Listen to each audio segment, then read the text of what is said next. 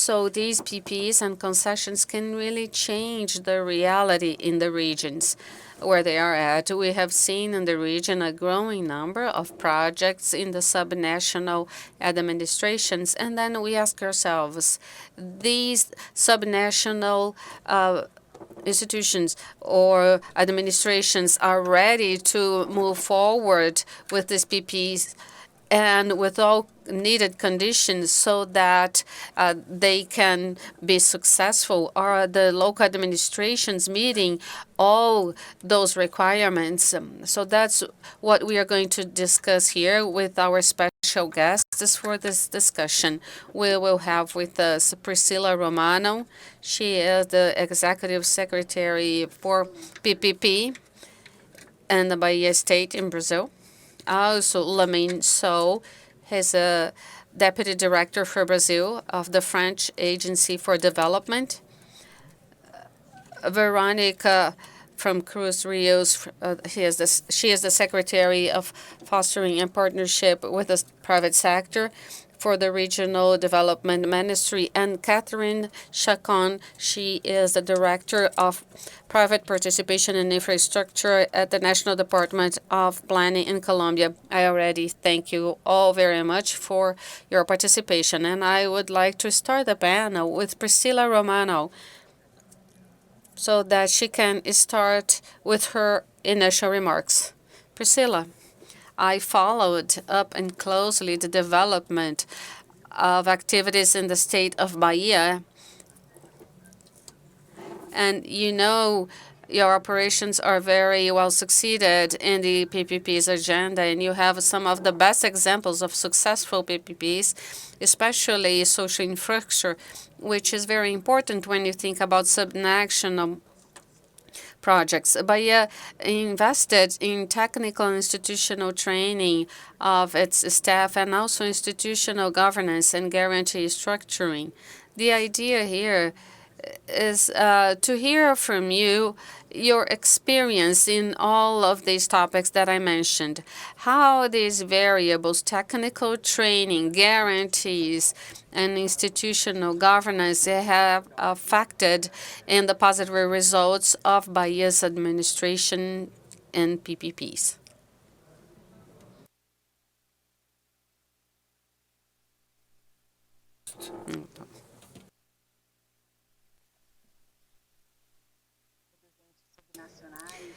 The subnational entities and talking on behalf of all the colleagues that work with concessions and PPPs in the country, I would like to thank the bank for this invitation. And like you said, Carlos, Brazil was going through a moment when we had the PPPs, but we did not have even classes or courses training of PPPs and concessions that could train the professionals in the area. So I am very happy to say that we have this professional training that was developed with excellence in a pioneer fashion by PPP and concessions. It was fostered by the PPP network and several states that worked aiming to promote nationwide an academic environment for discussion together the best international practices and projects in PPPs and concessions. Bahia's administration and worked on this, and I'm very happy to be talking about on its behalf our professional and technical staff.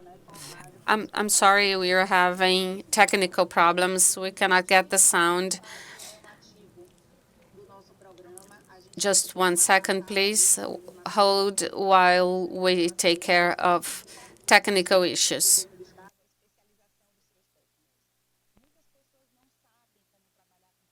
Many people do not know how to work with PPPs and concessions.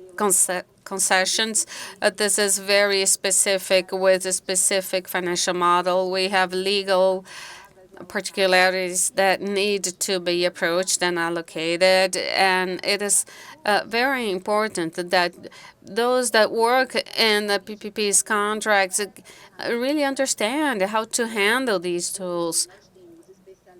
Now we have experts that have a background in the finance area and legal area. Also, we have project experts, all of them trained to work in our projects. Bahia State has a portfolio of 9 ongoing contracts, over 11 years of a guarantee system that works perfectly well, providing technical and economical support to the PPP's contracts. And a little over 2 years, right before the pandemic, it developed a platform by using a software system to manage its contracts. Therefore, what is the main topic here for the state government is to bring proof and also memory. A lot of the times, for those who work with a long-term project, we see a team turn around. Not always we have the same people working in the same project. The person works in a project and then that person is allocated to another project. So here in this case, we have a cross-functional team working with the executive secretariat. And here we have 7 secretaries of state, and they decide on actions that will be carried out and approved by the governor. This secretariat supports the managing secretariats for PPPs and concessions contracts. The secretariat is going to promote by the means of the program that we have in partnership with IDB that is called Profisco Bahia. That is a secretariat of PPPs and concessions is presided by our finance secretary. This Profisco program has a number of resources for training, and here in Bahia, it was used to foster the training of these public servants, these public employees. They are career employees, and they, by the means of this training, can become experts on the subject. For contract management, we developed a platform in the cloud, and we have 2 characteristics in the governance of this system. Part of it is external, so that we can receive all the interests the people bring in with in a safe environment, but digitally. So the private partner or an institution that wants to submit a project to the state of Bahia can do that electronically. And anywhere in the world where they are, they can access our portal. We have our manual, we have our legislation with all information needed to submit a project to the state. When this project is received in a platform, automatically it is sent to us in the back office in the management of the internal contract and the executive secretariat of PPP and regarding the specific secretariat, for instance, mobility, if it's mobility a project, or the executive secretariat of PPP. So all of that happens in an automated and electronic fashion. We have a tool that tracks the contract. So there is a flow following the main international rules of certification, such as C3, P3, and recommendations of main international agencies that work with projects structuring in concessions and PPPs, and the flow provides transparency because a private partner can follow the stage by stage. If the project was authorized by the government to have studies carried out, all of that is shared in the system. And the other agencies of the state that are following up the proposal and the company or the private party that sent the project also can follow up that. In terms of the management of long-term contracts, this was one of the main challenges that we faced over this trajectory. As I said, we have over 11 years of PPPs and concessions contracts ongoing in the state. And what we know is that in the managing secretariats, there was a huge turnover of teams, and that we needed to have a repository of information, and mainly we needed to establish standardization, a way to receive that information in a standardized fashion. Economic model, how it should be submitted, which type of financial information of each contract we would need to have, how the project is being developed. So we created evidences. And over this period, we brought in this opportunity so that the state has all types of information to check the process and to make decisions. And those that have to decide on the program and the project will have all the information needed. And when the project reaches that level of the decision-making process, this is a portfolio with over 20 billion in investments. Here in the state administration, we have around 600 million a year that are paid by our payment flow. And then I would say that there is another asset from the state administration, which is the guarantee system. Can you hear me? Yes, if you can conclude, because I have to stick to my time limit here. I was just going to talk about our guarantee system. Now the state has the guarantee payment flow by a pre-authorized payment to contracts and two guaranteeing funds. One for funds to make sure that the PPP contracts receive the funds, and another one that guarantees the contract's execution. Thank you very much. Priscila, Romano, thank you very much for your initial remark, and I am sorry for interrupting you, but we don't have much time, and as a moderator, I have to abide by the time. Now I would like to invite Lamine from AFD to participate here with us. Lamine, the technical international cooperation has been very important in terms of sharing knowledge and sharing best practices, in addition to allow us to learn from international experience, both from mistakes as well as from the right things that are done. Can you tell us a little bit more about AFD experience in Brazil, focusing in this agenda of PPPs and concessions? What have been the strong links and the weak links of this experience that you have had here in Brazil and this agenda? Good afternoon, everyone. Thank you, Carlos, for your question. I would like to start by thanking the invitation. I am very honored to be here in this panel with Priscila, Catherine, and Veronica. I would like to start quickly talking about AFD. For those of you that do not know, this is the French agency for we finance and follow up transitions for a more sustainable and fairer world by providing funding to climate, diversity, education, health in over 115 countries.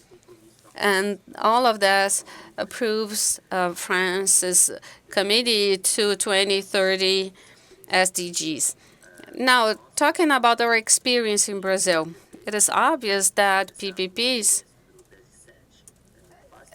is part of this agenda, of the agenda for 2030, because it brings a number of opportunities. I know a lot of other panels already discussed that, and we are involving here more innovative and sustainable projects, also to provide some relief to budgets and public finance, and also to improve service, quality service to the population. But we know that there are several problems in PPPs. We already see a broad experience in that in the world, and that's why we are facing some challenges. We do have challenges here in Brazil as well as in other countries. And for that, I will only talk about a few topics that I intend to highlight and that are important in our work and in our cooperation. But first, we think that the preparation and planning stage are crucial. Sometimes we lack in or we lag behind in this stage of preparation because we lack financial resources or even human resources. And for that, in Brazil, for instance, in terms of technical cooperation, we are making available funds to finance predictability studies with Brazilian partners that are very important for us. It's very important for us to be able to work with local partners. So by the project preparation funds in Caixa, for instance, we do have one of these projects going on in Toledo, in Paraná, and another sanitation project in Volta Redonda in Rio de Janeiro. That is with Caixa. And with BNDES, we are supporting the preparation, a project on solid waste for a group of, or a number of towns in the state of Ceará. Then there is something else that is very important for us, which is the asymmetry and information, the risk of unbalancing among the parts and the governance and in the contract relationship. For instance, a multinational that will have legal and engineer experts in many projects going into a partnership with a small town that has less experience and less human resources. For us, it is important to balance out this relationship for aiming the success of the project. And we have a cooperation with the Brazilian administration by which we make available funds for training for the cities, for the towns, in order to exchange experience.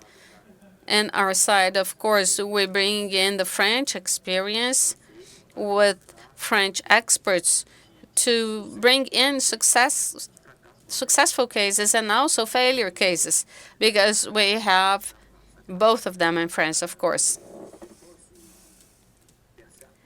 And also, one of the most important topics in our activity is funding. We believe that funding, a lot of times, these PPP projects are aimed at infrastructure and they do need long-term financing. In AFD, we have several instruments, and AFD itself can have long-term loans and also make available technical assistance for study, training, or either guarantee to reduce the risk of the primary investor. It is also important for us because we do not know well the local context. We have an agency here for that, but it's important to get the support of local partners, local players, and I already talked about Caixa and BNDES, but also at a very local level, because that's what we are talking about here, the local administrations by the regional development banks, because they will be very close to the local players and also a role in the financing of the local public policies. For us, this is very important. So we provide long-term fundings also to the development banks, to Brazilian development banks. Then we have another tool for AFD, which is a branch that can provide financing to the private area. We have already had that available for several players in Brazil. We had a loan for $40 million for G, and another financing for Bahia State, once again very local, for the construction of a solar wind farm or solar farm. And then we have another fund of 600 million euros, a French fund. AFD has a share in it, and this fund also can be part of the global structure of the PPP project with a shareholding stake in the capital of the company that will be part of the conception. For instance, we are part of the largest PPP project in Latin America now, which is Line 6 of São Paulo Metro. After financing, we also have the regulation and the legal aspects. For that, we are also supporting this cooperation with the Brazilian administration for the training and exchanging experience with the regulating agencies in Brazil. This cooperation is among three main sectors for the Brazilian administration, which are, of course, water, sanitation, public lighting, and solid waste. So I'm not going to take much more of your time, but in summary, our cooperation is aimed at these crucial, these fundamental challenges. So have the preparation of the project well studied, also training and rebalancing among the parts, financing, long-term financing, which is very important, and also the regulatory framework. In conclusion, I just should say that AFD's role, but also the role of banks, financing banks, and regional banks and local banks, is that to develop tools and products to follow up the projects, PPP projects emergence, and those that are sustainable in the terms of contract, of financing, and this is our focus. This is our focus as well, that they are environmentally and socially sustainable. So I would like to end here, and I will be available to talk more to you if you need. I hope it was clear. Very clear. Thank you very much for your summary. In the end, it's very important to have international cooperation because we can learn from mistakes and successes. And it's in our DNA to make international comparisons. Can you hear me now? Can you hear me? Can you hear me? Can you hear me?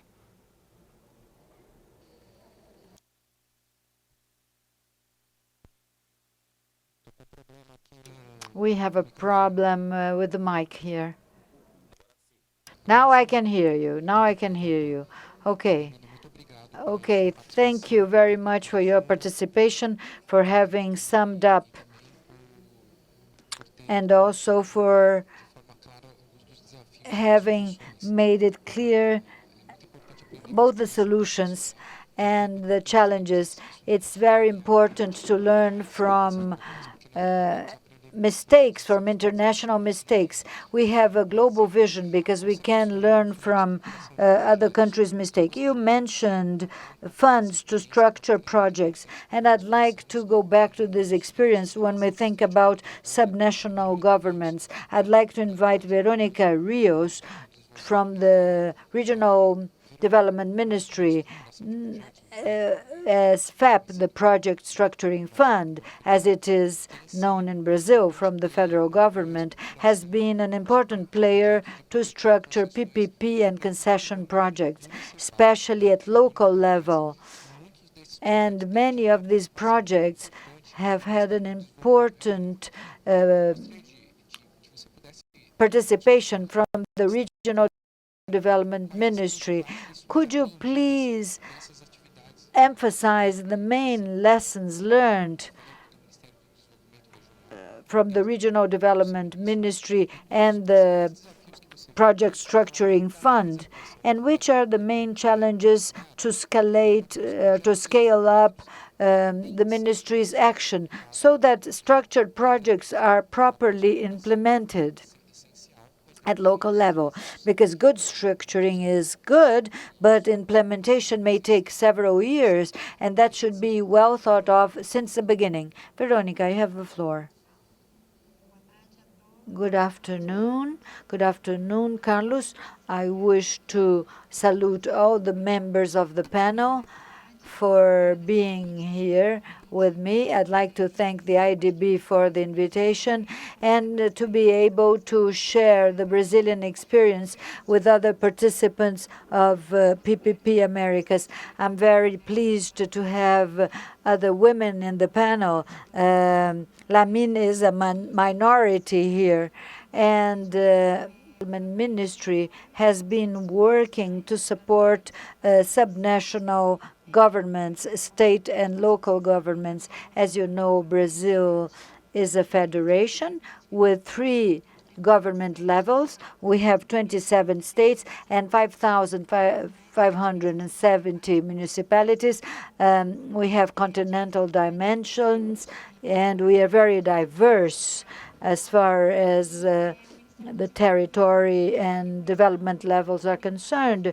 And the Regional Development Ministry defines several public policies that affect people directly, especially in what we call social infrastructure. So, for instance, basic sanitation, housing, water resources, mobility, urban development, all these are under the umbrella of the Regional Development Ministry. And in order to improve the quality of the services, we want to structure PPP and concession projects, supporting states and municipalities that require our support in resources and also in technical assistance and training. And one of the instruments is this fund by the Caixa Econômica Federal, one of the public banks in Brazil, that has been working since 2017 to structure projects in solid waste, public lighting, and sanitation projects. And we also have the support of the French Development Agency. As Lamine said, the French agency has been supporting us and municipalities in the planning and until the auction stage. And we're in a second stage of partnership with AFD. They're going to provide support in the early years of the contract so that local managers are trained to assess if investment goals are being achieved, quality of services, etc. Another important point is that the ministry has been working to perfect a few regulatory frameworks, a few pieces of legislation in order to expand private investment in areas that where traditionally we only had public investment. In 2020, we approved the new basic sanitation regulatory framework, and we have achieved very significant results resulting from the 5 first auctions that happened in 2020-21, and they are around $40 billion in investment only in basic sanitation. This is very important because Brazil has some gaps in basic sanitation, and we would like to fill up these gaps by investing in the sector. To give you an idea, next week we'll have another auction for blocks B and C in Alagoas State, and on December 29th, another auction, another block in Rio de Janeiro State, in order to attract private investment to comply or to achieve the goals of universal basic sanitation.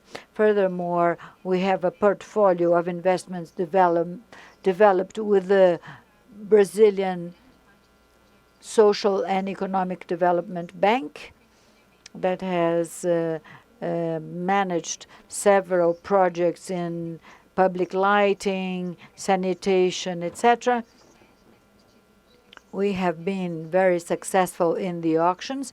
Next year, we have a pipeline of auctions in other states of the Federation, and we have been working with Caixa Econômica by means of our project structuring fund.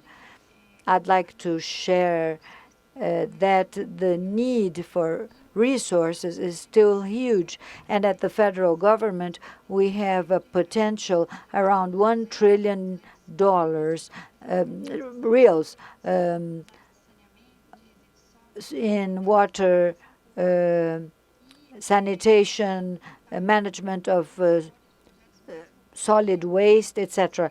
We need an even more robust portfolio encompassing all the regions in the country. For that, in October, the Brazilian Congress enacted or approved a new legislation that set up a new fund to structure projects.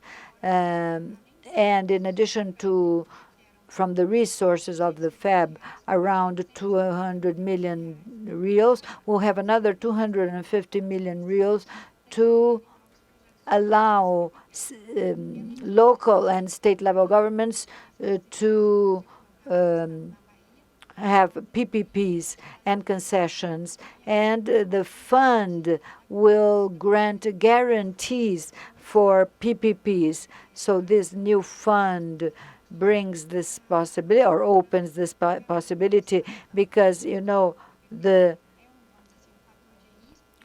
reliable or government payment in PPPs is a risk for the investment, and the government will solve this problem because we're going to raise fund as guarantees and also to structure projects. So we're really working in order to have quality projects and a very robust pipeline encompassing all the regions in the country, and that will promote the development in different regions, focusing on sanitation, housing, water resources, mobility, etc. We'll soon send a bill about the new water framework that intends to attract investment for the transportation, adduction, and dams, etc., for water, for human consumption and other uses. Another infrastructure sector that had no clear regulation, no clear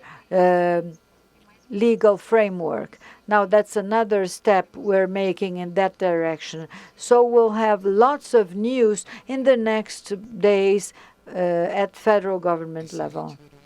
Fantastic, Veronica. Can you hear me? Very good. Excellent news of further resources for infrastructure, and that will get to subnational government levels. And public guarantee or state guarantee is extremely important to unlock the PPP agendas at local level in Brazil. And I am sure that this is faced in different countries in Latin America and the Caribbean. Hence the importance of debating this subject. Now, to complete this first round, I'd like to invite Catherine Chacon from the Colombian government that will share a very interesting experience the Colombian government support to subnational entities. Catherine, welcome. There is no doubt that federal government or national governments should add subnational governments to develop PPPs and concessions. This support varies a lot from country to country because there are different institutional, political, economic, and social variables that can affect the quality of the support. Could you please elaborate on how the Colombian government has helped subnational governments, ranging from project structuring with local facilities to the drawing up of manuals, standardized contracts in order to make their work easier, and also how the federal government has been supporting technical training and the concession of guarantees. Could you please share your experience? Of course. First and foremost, I would like to thank the IDB for enabling this meeting. To our moderator and colleagues that are with me in this panel, it is a pleasure to share this space with you. Now, as you mentioned, one of the main purposes of the Colombian government to consolidate the PPPs and public infrastructure project with private participation is to build capacities and provide knowledge to the territorial entities that have within their project portfolio ambitious bets and significant bets on the economic development of the country. And in this sense, from the National Planning Department, with the support of the IDB, we focus in four major working fronts. Number one, it would be to carry out all the legal adjustments and to outline policies so that we can have more dynamism that will allow the development that we wish in terms of PPPs. We have led the building of a consistent and dynamic regulatory framework that allows territorial entities to consider the PPPs in order to execute their projects through the expedition of a law. And after the regulatory decrees, we have maintained in a certain way a regulatory framework, updated, improving in terms of procedures and adopting the best practices. So today, Colombia is number one in terms of regulatory frameworks for the development of PPPs. This year, we expedited 3 decrees and 2 political documents in order to develop the rules of the game for these projects. To the structuring of projects from the National Department of Planning, we finance and we follow strategic project structuring for the country. We support territorial entities and we give them consultancy. Up till the date, we have been able to structure 30 projects in 9 sectors: transportation, water, education, energy, culture, tourism, defense, and sports. And in average, this means an investment of 40 million pesos. We have structured this with our nation and 11 with territorial entities. Number 3, regarding knowledge, one of our great bets, will we foster institutionality to national and territorial entities through training courses. Many times we train these entities or the courses that we have together with the IDB, and we have trained around 840 professionals. And in our daily approaches, we have trained around 600 public employees. Now, access to information. We believe that information should be public and transparent. And through the DNP, we create and we manage the unique registration platform of PPPs. And this is an important tool in order to have updated information regarding the PPP initiatives. Currently, we are working on a public platform so that it's easy to query and so we can carry out analytical studies.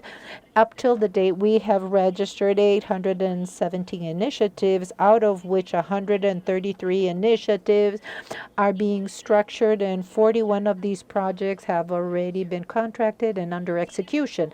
Nonetheless, we are aware that there are still important challenges to face in terms of creating efforts from the national and the territorial level and to strengthen the deployment of this structure in order to improve the infrastructure.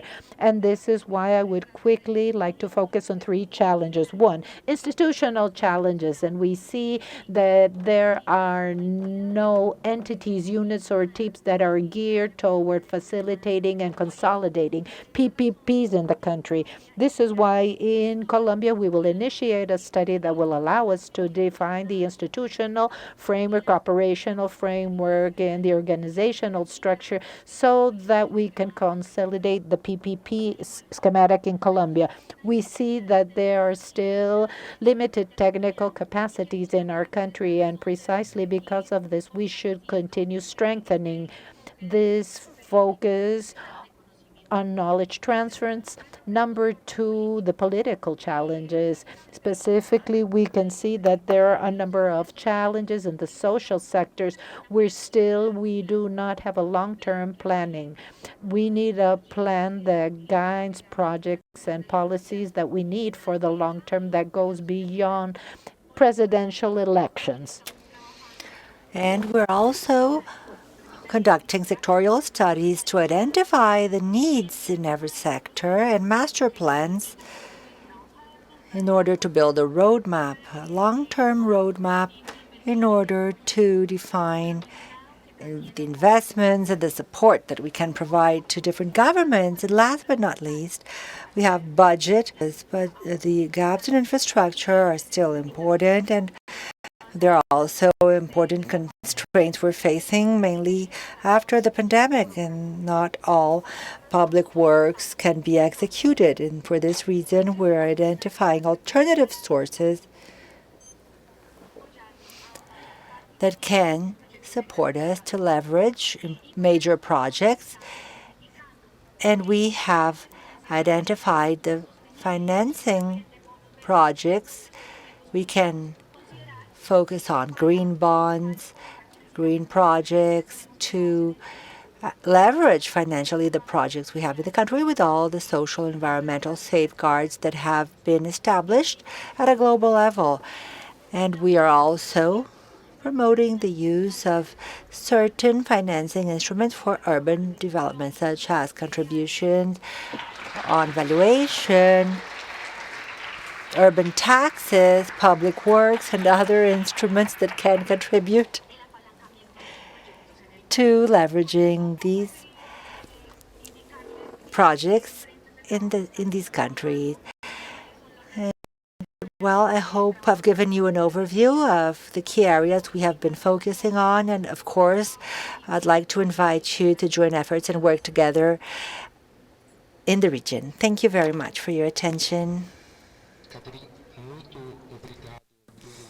Thank you very much, Catherine, for your presentation, for summarizing your Colombian experience, which is a very nice and enriching experience that allows us to see that you have your local issues, but that these topics are really transversal to all countries in our region, Latin America and the Caribbean. Once again, thank you very much for bringing in your experience. So I would like now to thank our four panelists, Priscila, Lamine, Veronica, and you, Catherine, once again, for allowing us to have this wonderful panel with different perspectives from different countries, from different realities.